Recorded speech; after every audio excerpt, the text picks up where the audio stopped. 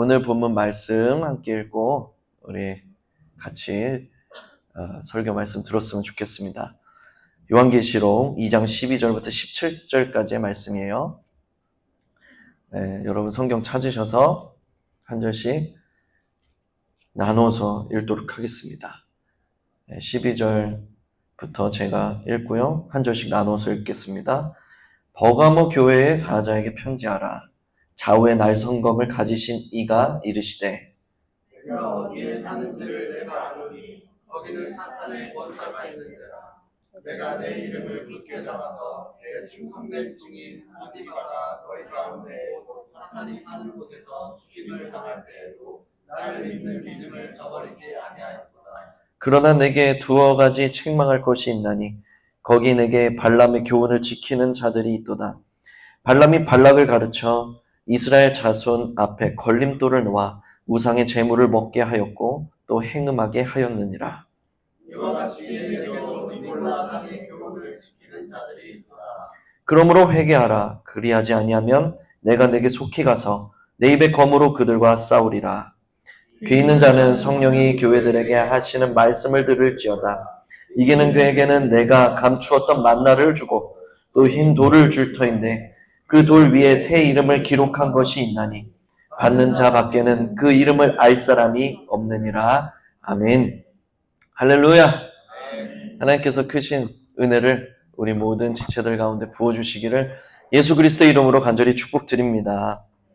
우리가 요한계시록 계속 보고 있는 가운데 이제 지금 있는 일, 즉 2장 3장에 나오는 7 교회들을 통해서 이 지상에 존재하는 모든 교회들의 어떤 영적인 상태, 우리가 충분히 그럴 수 있는, 우리가 충분히 겪을 수 있는 교회들의 모습에 대해서, 교회된 우리의 상태들에 대해서 짚어주는 장면들을 우리가 계속해서 짚어가며 보고 있습니다.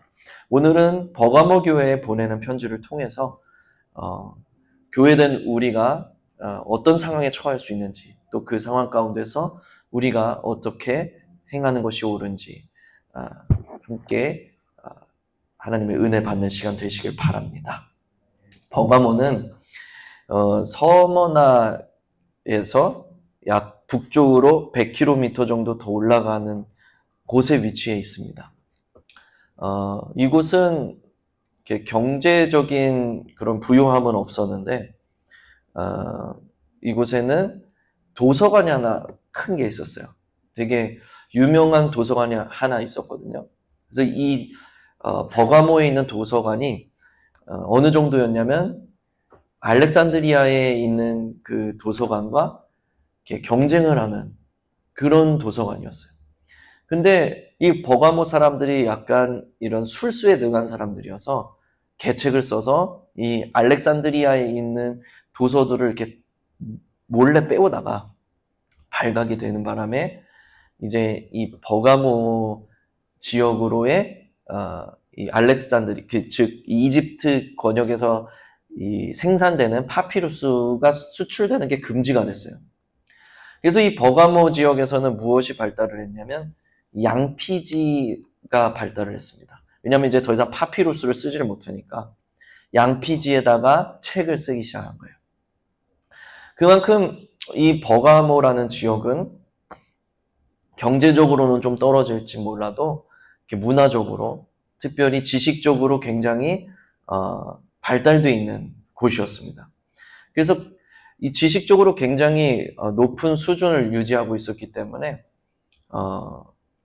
거기에 따르는 부작용이 무엇이었냐면 기독교 신앙을 어떤 도덕적인 차원에서 그리고 지식적인 이성적인 차원에서 전락시키고 말았다는 것입니다. 그래서 많은 사람들이 이 버가모에서는 예수 그리스도를 믿는 기독교 신앙을 받아들이질 못했어요. 에덴에서와 같은 경우와 비슷한 경우죠.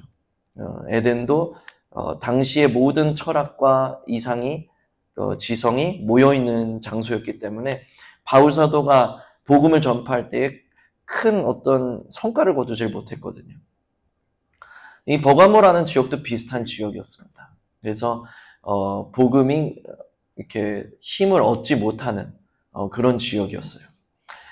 그리고 또 어떤 그 배경을 가지고 있냐면 이 버가모라는 지역은 굉장히 우상 숭배가 활발한 지역이었습니다. 그래서 우상 숭배에 굉장히 열심을 가지고 있었기 때문에 황제 숭배를 비롯해서 로마, 그리스 신화에 나오는 4대 신전이 모두 이곳에 있었고 세워져 있었고 우상을 굉장히 활발하게 숭배하는 지역이었습니다. 특별히 그 에스클레피오스라는 뱀의 형상을 띤 우상의 신전이 있었는데 이 에스클레피오스는 이제 학설에 의하면 병원의 역할을 하는 그런 신전이었어요. 그래서 사람들이 치료를 받으려면 이 뱀의 신, 이 에스클레피오스한테 절을 하고 제사를 지내고 그리고 나서 치료를 받아야 되는 거예요. 그러니까 이 사람의 생명을 담보로 해서 우상 숭배가 강요당하는 그런 이제 분위기가 있었다라는 거죠. 그래서 혹자는 이 에스클레피오스 신전에서부터 이 그 병원에 가면 가끔씩 이 나무, 이 십자가 모양의 이렇게 뱀이 이렇게 올라가고 있는 모습 있잖아요. 그런 형상 취해져 있는 거 보신 적 있죠? 그 형상이 여기서 기원한다라고 보는 학자들도 있습니다. 어쨌든 이런 어떤 그 우상 숭배가 굉장히 활발한 지역이었기 때문에 굉장히 교회가 위축되는 지역이었어요. 그래서 여러분 영적인 일이라는 게 그래요. 여기서 예배가 계속 드려지고 또 마음의 중심으로 드리는 하나님을 향한 예배가 계속 드려지니까 이곳에서 이제 그 하나님의 그 어떤 보좌가 열린단 말이에요. 그러니까 하나님의 임재가 열린단 말이에요. 그런데 마귀의 일도 똑같아요.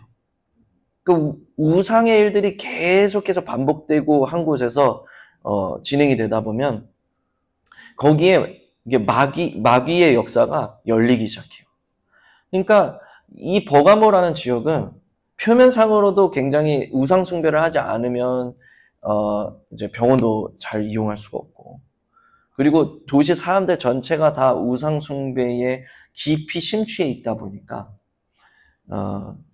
굉장히 기독교 신앙을 가진다는 것 자체가 부담이 되고 어려운 그런 환경과 상황에 처해 있는 그런 지역이 바로 버가모 지역이었습니다. 이 지역에서 우상 숭배가 하도 활발하다 보니까 순교자도 나오기 시작했어요. 오늘 본문에 따르니까 그 사람의 이름이 안디바입니다. 문헌에 따르면 이 안디바라는 사람이 교회 지도자였는데 굴복하지 않으니까 기독교 신앙을 포기하지 않으니까 이 안디바라는 사람을 포박을 해서 붙잡아서 이제 우상 신전에 데리고 와서 그 우상 신전에서 섬기는 노쇠로 만든 황소를 빨갛게 달궈서 그 위에 안디바를 얹어 태워 죽이는 그런 끔찍한 참혹한 사형 방법을 통해서 안디바를 죽이고 맙니다. 이것은 두 가지 의미가 있죠. 첫 번째는 교회에 기독교 신앙을 가진 모든 성도들에게 경고의 메시지인 거예요. 너희가 계속 예수 믿으면 이와 똑같은 일을 당할 거다. 그러니까 기독교 신앙을 포기해라. 라는 이런 본보기로서 이런 일을 공개적으로 행했던 것이고 또한 한편으로는 자신들이 섬기는 우상 신에게 이 교회 지도자를 제물로 바침으로써 자신들의 신이 훨씬 우위에 있다는 것을 자랑하기 위한 것이었던 겁니다. 그래서 이 사람들이 버가모 사람들이 이러한 열악한 환경 속에서 지금 예수 그리스도를 믿고 있었던 거예요. 그래서 예수님께서 13절에서 말씀하시기를 네가 어디에 사는지를 내가 아노니 거기는 사탄의 권자가 있는 데다. 이렇게 말씀해 주시는 거예요. 야, 안다.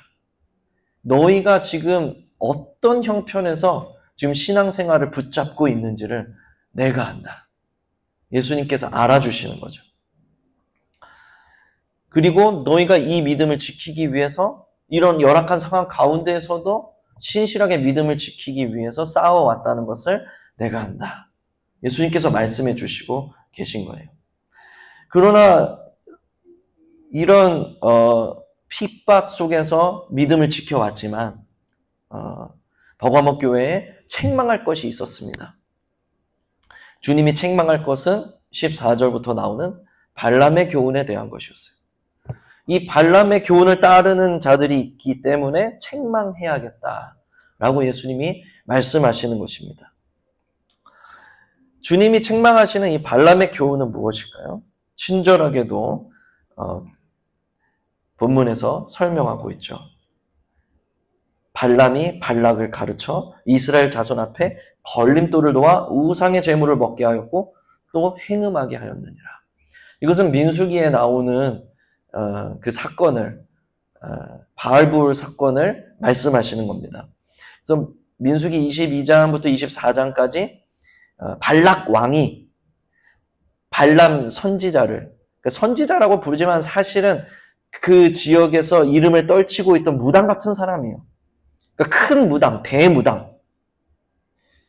이 발람 선지자를 불러다가 이제 이스라엘 백성들을 저주해달라 이렇게 부탁을 한 거예요.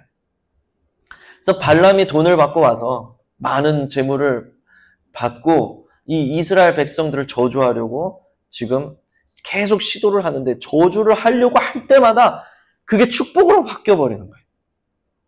그러니까 하나님의 백성들을 아무리 사단이 저주를 하고 또 저주를 해도 그게 아예 축복이 돼버리는 거예요. 놀라운 일들이 생기는 거예요. 그러니까 이 발람도 놀래고 발락도 놀래고. 그러다가 25장에 가서 이 이스라엘 백성들이 종국에는 우상 숭배에 빠지고 맙니다. 그래서 멸망당해요. 그래서 징계를 당합니다. 그래서 심판을 받습니다. 저주가 그 이스라엘 백성들에게 임하는 거예요. 전에는 저주를 해도 그게 오히려 축복으로 뒤바뀌어 버리더니 이제는 이 이스라엘 백성들이 우상 숭배를 함으로써 저주가 임해버리는 그런 사건이 바로 민수기 22장부터 25장까지 기록된 바알부올 사건입니다. 그런데 이 바알부올 사건은 그냥 우연히 이제 이스라엘 백성들이 잘못해서 그런 것도 있겠지만 그 일의 원인이 어디 있다고 성경은 증언하고 있냐면 민수기 31장 16절에서 보면은 뭐라고 평가하냐면 발람이 덫을 놓아서 이스라엘 백성들을 우상 숭배에 빠지게 만들었다고 말하고 있는 거예요.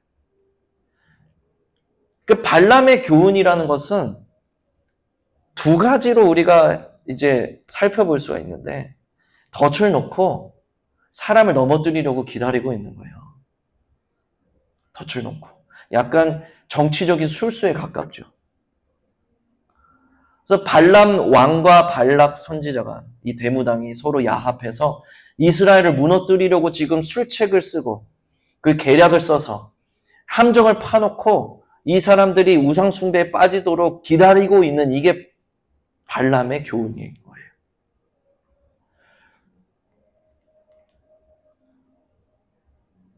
그래서 사람을 무너뜨리려고 그 자기가 원하는 것을 위해서 내가 위에 서기 위해서 함정을 파고 사람을 무너뜨리기 위해서 그런 술책을 사용하는 것.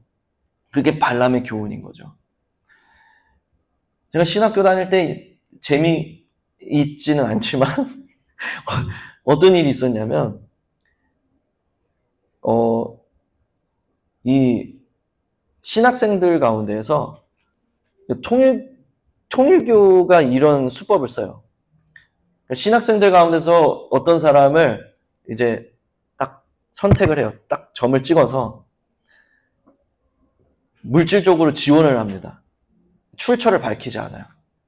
그냥 이거 쓰세요. 그리고 계속 지원을 해요. 근데 증거는 남겨. 그랬다가 이제 이 사람이 이제 졸업하고 어느 정도 세력을 갖게 되면 이 통일교가 그때 이제 증거를 내밀고 이 사람을 협박해서 자기들이 원하는 걸 얻어내는 거예요.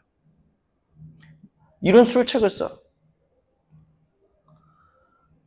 이단들뿐 아니라 멀쩡한 교회 안에서도 이런 술책이 난무하는 경우들을 수도 없이 봤습니다. 때로는 성도가 성도를, 때로는 성도가 목사님을, 때로는 목사님이 성도들을 자기가 원하는 바를 이루기 위해서 자기가 원하는 사람을 원하는 자리에 앉히기 위해서 서로 계략을 써서 서로를 무너뜨리려고 함정을 파놓는 그런 어떤 정치적인 야합과 어떤 술책들을 보게 되는 거죠. 수없이 많은 교회들이 그래서 분열되고 수없이 많은 교회들이 그래서 무너집니다. 발람의 교훈이라는 게 바로 그런 거예요. 여러분, 저와 여러분들은 살리는 자들로 부르심을 받았어요. 무너뜨리기 위해서 술책을 쓰는 것은 결코 하나님의 방법이 아닙니다.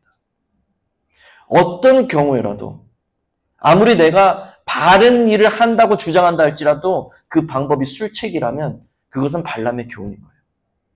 그건 속고 있는 것입니다.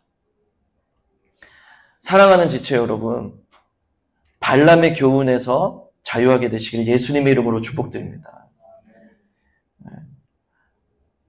우리가 이런 정치의 영, 정치적인 영, 이런 속이는 영에 우리가 영향을 나도 모르게 받고 있는 경우들이 있단 말이에요. 누구든지 그런 영향 가운데 놓여질 수가 있습니다. 저와 여러분들 중에 누구든지 버가모교회 상황으로 들어갈 수가 있는 거예요. 또한 이 발람의 교훈이라는 것은 한편으로는 또 어떤 뜻이 있냐면 합리화를 의미해요. 우상 숭배를 합리화하는 거야. 그래서 발람의 교훈은 또 다른 말로 오늘 본문에 따르니까 15절에 니골라당의 교훈이라고도 해요. 니골라당의 교훈.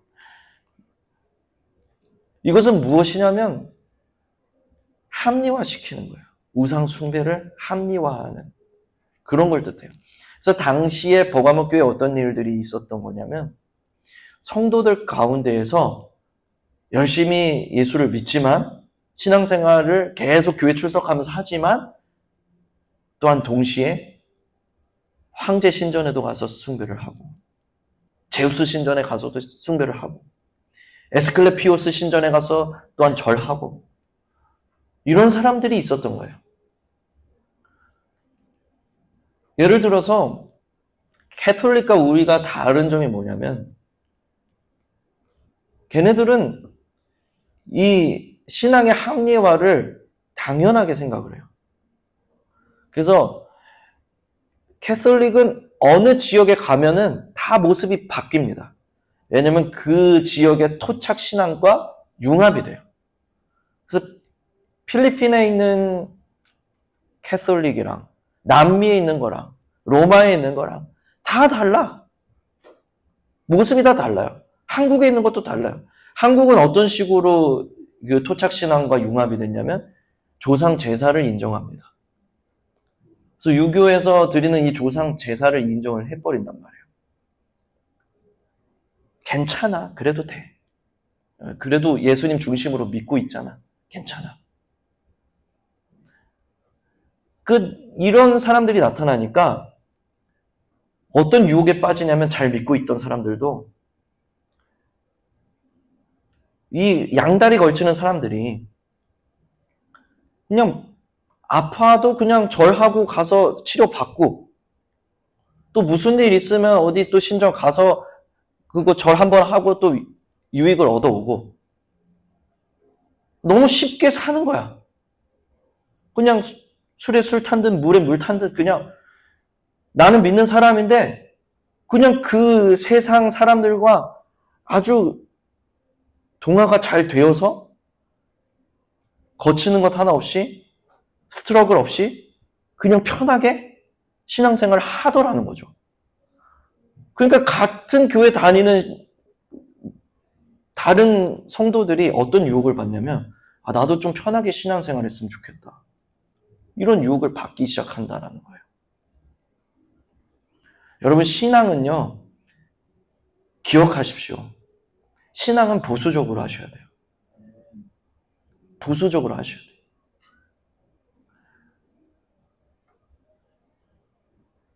교회가 살아나는 교회는 어떤 특징이 있냐면, 교회 안에도요, 여러분, 알곡이 있고 가라지가 있어요. 알곡과 가라지가 섞여 있다고, 지금 이 교회에는. 옛날에 초대교회 때는 안 그랬어. 왜 안 그랬냐면, 핍박이 300년 동안 지속되니까.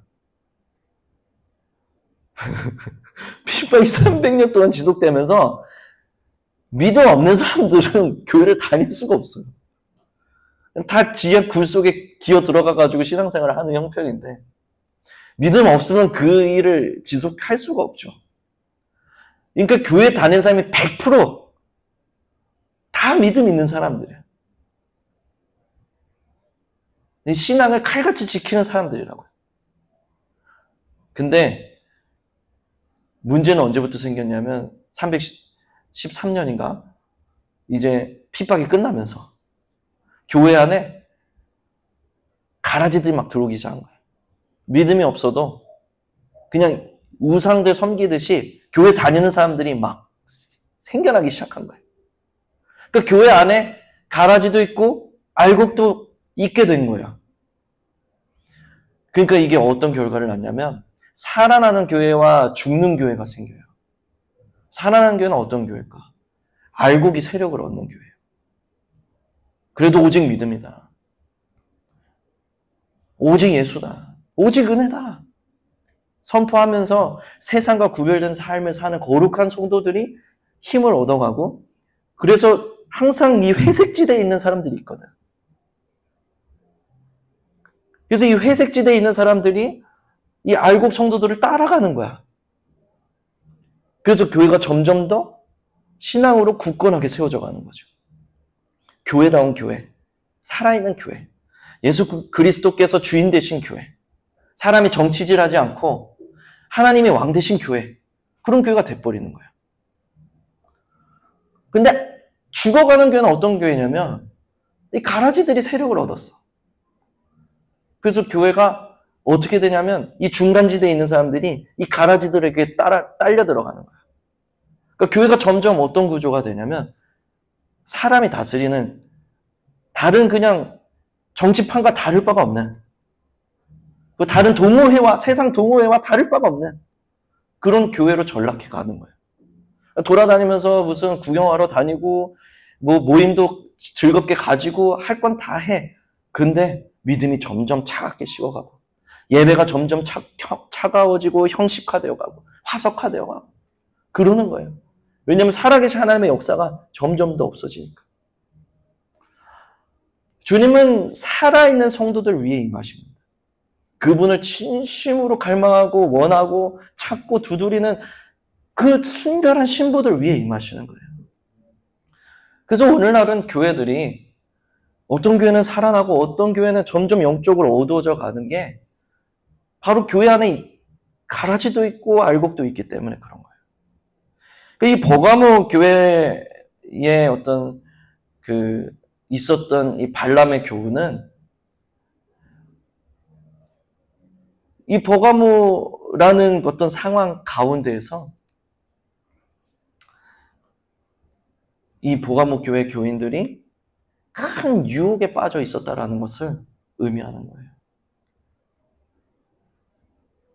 오직 믿음으로 살기로 작정하고 예수님을 너무 사랑해서 믿음으로 은혜로 시작되었던 교회가 점점 더 세상의 파도 앞에 유혹 앞에 흔들리고 휩쓸리고 있었다라는 것입니다. 여러분, 우리도 이 세상을 살아가는 교인들이잖아요. 우리 각자가 다 교회인데 우리가 이 세상 가운데에서 신앙을 지킨다는 게 과연 어떤 의미일까라는 것을 우리가 생각하게 만드는 교회가 바로 이 버가모 교회라는 거죠. 그런 버가모 교회에게 예수님께서 말씀하십니다. 그러므로 회개하라. 그렇지 않으면 내가 속히 가서 내 입의 검으로 그들과 싸우리라. 말씀하시는 거예요.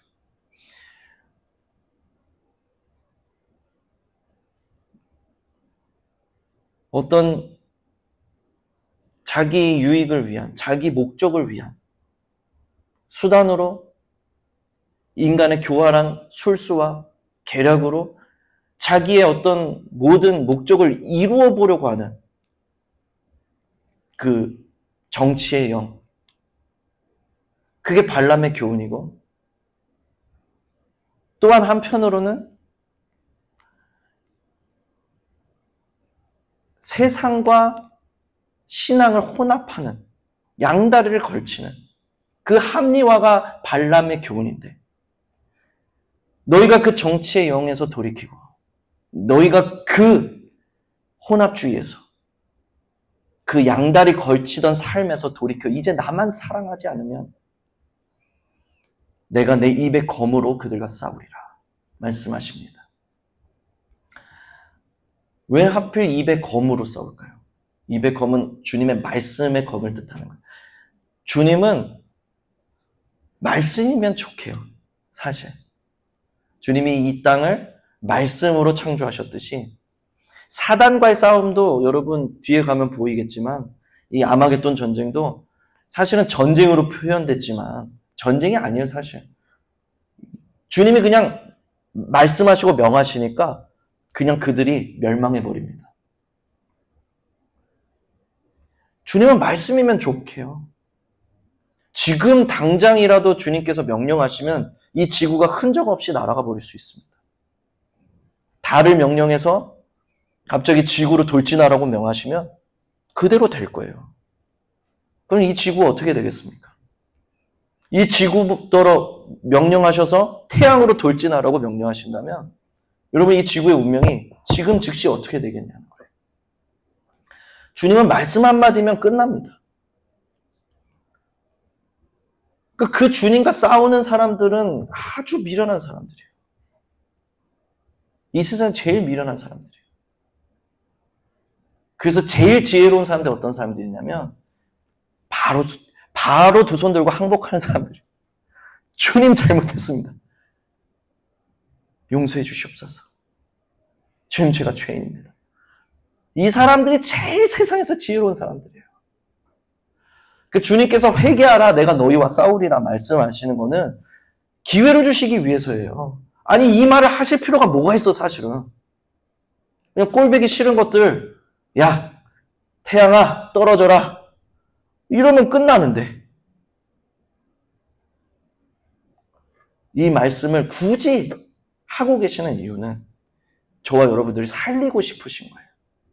여전히 세상과 믿음 가운데에서 양다리 걸치고 있는 저희를.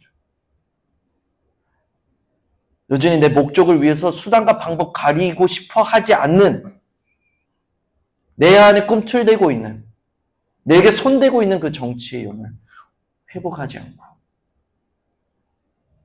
우리가 주님과 싸우려 한다면 우리에게 남는 것은 멸망밖에 없는 거예요. 주님은 그런 우리를 살리고자 오늘도 교회들에게 귀 있는 자는 들을지어다 라고 경고하고 계신 것입니다. 반면 즉시 순종하고 두 손 들고 항복하고 주님 앞에 돌아오는 자들에게 표현된 말이 있어요. 분명히 두 손 들었어요. 분명히 백기 들었어요. 세상의 눈으로 볼 때 진 거잖아요. 주님은 뭐라고 표현하시냐면 이기는 자라고 표현하시는 거예요. 주님께 항복한 게 이긴 거래요. 이게 성경의 놀라운 신비예요. 내가 죽어야 승리하는 거고요. 내가 주님 앞에 항복해야 이기는 거예요. 그 이기는 자에게 상을 주시는데 그 상이 첫 번째로 만나로 표현되고 있습니다. 만나는 무엇입니까? What is this? 이것은 무엇이냐? 광야에서 주님이 이스라엘 백성들을 먹이기 위해서 하늘에서 내린 하늘 양식이에요. 이것은 우리의 삶을 영위하기 위해서 우리에게 공급해 주시는 그분의 자원을 뜻합니다. 이기는 자에게는 주님이 자원을 공급하시겠다는 거예요. 죽게 하시지 않겠다는 거예요. 여러분 우상숭배 못해서 병원 못 가면 주님이 기적적으로 살려주실 겁니다. 우상숭배 못해서 우리가 직장을 잃게 된다면 하나님께서 전 세계를 움직이셔서라도 그 사람에게 물질을 공급하실 겁니다. 그게 만나예요. 믿음으로 사는 자들. 떡으로 사는 것이 아니라 주님의 입에 말씀으로 사는 것임을 믿는 사람들. 그들에게 허락되는 게 바로 만나예요. 근데 이것은 궁극적으로 우리 육신의 자원을 뜻하기도 하지만 궁극적으로 주님께서 가장 주고 싶어 하시는 만나는 바로 요한복음 6장이 증언하고 있는 예수님이 자기 자신에 대해서 증거하실 때 말씀하셨던 바로 그 생명의 떡인 것입니다. 생명의 떡. 즉 이 만나는 생명의 떡이신 예수님을 비유적으로 설명하는 것이기도 해요. 넓은 의미에서.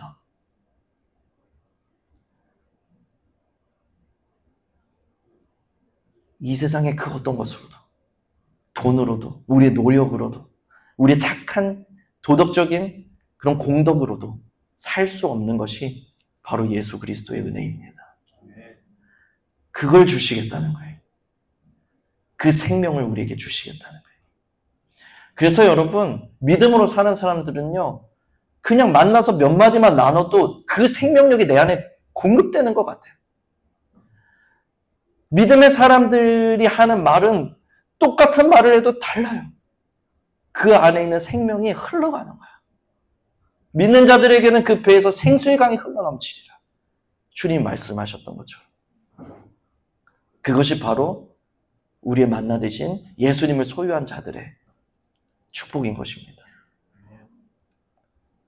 주님은 그 만나, 즉 예수님을 주시고자 하세요. 우리가 원하는 것을 위하여 무슨 짓이나 할 수 있는 사람이 되었지만 이 세상은 그런 시대 정신을 가지고 사람들을 이끌고 있지만 그래서 심지어는 자기가 원하는 것을 얻어내고자 어떤 계략을 쓰는 것을 지혜롭다고 표현하는 세상이지만 주님께서는 세상의 정신이 아니라 믿음으로 사는 자들에게 내가 너를 먹여 살리고 또한 가장 존귀한 생명 그 자체 그 근원이 되는 예수 그리스도를 너에게 주겠노라 약속하고 계신 것입니다. 또한 두 번째 베풀어 주시는 상이 무엇입니까? 휜돌이래요. 휜돌. 이 휜돌은 당시 사회에서 재판할 때 배심원들이 무죄를 투표할 때 이 사람은 무죄다! 라고 자기 의사를 표명할 때 던지는 하얀 돌. 그게 이제 이 휜돌이에요. 거기서부터 유래해서 오늘 본문에서는 무엇으로 쓰였냐면 이기는 자에게 주시는 놀라운 기쁨과 축복을 의미하는 것입니다. 그리고 이 놀라운 기쁨과 축복 위에 무엇을 써주시냐면 새 이름을 쓰신대요. 이 새 이름은 예수 그리스도를 상징하는 거예요. 똑같은 말을 하고 있는 거예요. 이기는 자들에게 무엇을 주겠느냐? 바로 예수 그리스도를 주시겠다는 거예요. 근데 이 새 이름은 오직 이기는 자들, 이 도를 받은 자들에게만 알 길이 생긴다는 거예요. 그러니까 예수님을 아는 자들은 어떤 자들이냐? 바로 이기는 자들이라는 거예요. 이기는 자들이야말로 예수님을 더 깊이 알 수 있어요. 예수님을 알아가면 알아갈수록 그분에게서 헤어나올 수가 없어요. 그래서 그렇게 초대교회 성도들이 안디바가 죽기까지 믿음 따라 갈 수 있었던 것입니다. 이 세상이 감당할 수 없는 사람들은 바로 이 믿음의 승리에서부터 우리에게 시작되는 하나님의 선물인 것입니다. 사랑하는 여러분, 저와 여러분들이 처해 있는 상황도 버가모와 별반 다를 게 없습니다. 버가모 교회는 서머나 교회가 우리 자신이었던 것처럼 버가모 교회 또한 우리들 자신의 또 다른 모습을 표현해주고 있습니다. 사랑하는 여러분, 우리 앞에 어떤 핍박이나 어떤 유혹이 있다 할지라도 우리 안에 가만히 들어온 이 발람의 교훈을 물리치고 오직 믿음, 오직 은혜에 의지하여서 오직 주님만 사랑하시는 저와 여러분의 삶이 되시기를 예수 그리스도의 이름으로 축복드립니다.